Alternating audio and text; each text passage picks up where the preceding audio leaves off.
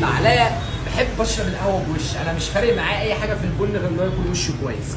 هقول لك على طريقه او سر يمكن ما حدش كتير يعرفه، واللي يعرفه مش هيقول لك عليه عامه، بس هو بالنسبه لنا مكلف جدا. يعني انت مثلا لو بتتكلم على كيلو نسكافيه، كيلو نسكافيه النهارده يعمله من 800 ل 900 جنيه، بس هو بالنسبه لك اوبشن كويس جدا ممكن تستفاد منه في شرب القهوه. وعلى فكره النسكافيه هو بيتعمل برضه من حبوب القهوه ونسبه الكافيين فيه كويسه جدا، فمش هيأثر في الفنجان اي حاجه، وهيعلي لك الوش بتاعه والقوام، وهيعمل لك حاجه حلوه جدا جدا، هيديك طعم كريمي شويه. تعالى بقى انا اعمل لك كل حاجه اهو.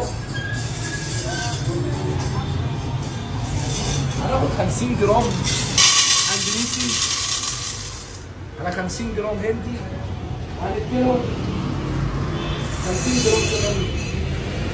هنكملهم هندي واندونيسي بس خلطه عاديه كتست كده.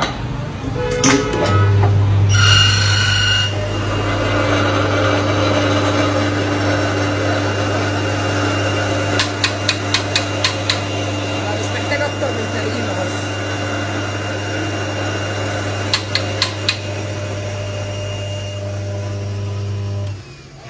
حاول دايما لما تستخدمه استخدمه في قلب الكنكه. يعني مثلا ايه؟ يعني مثلا ده نوع نسكافيه اهو، ما تحطوش كله، فاهم؟ يعني هو ايه؟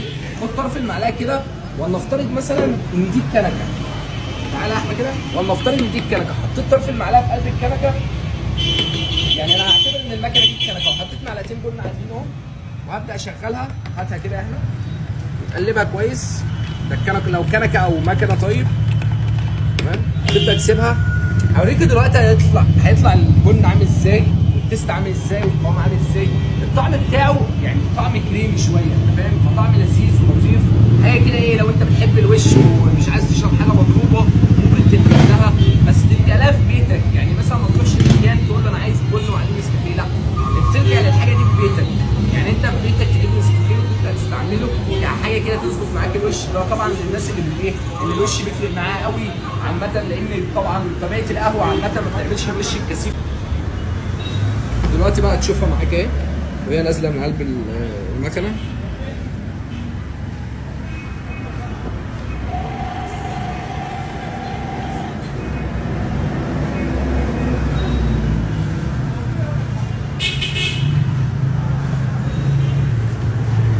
طبيعه القهوه، تعالى كده، تعالى قرب لي كده، قرب لي كده.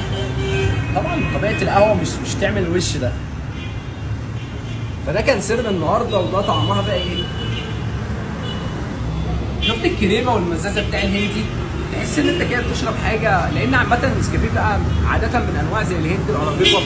فعامه النسكافيه مش من الحاجات اللي انت شايف مثلا ان هي تغرك القهوه 100%، لا، انت ممكن تحطها كاوبشن لو انت عايز تشرب فنجان قهوه بوش عالي، تمام، بس ما تحطوش على البن كله، ودايما استعمل ربع المعلقه بس.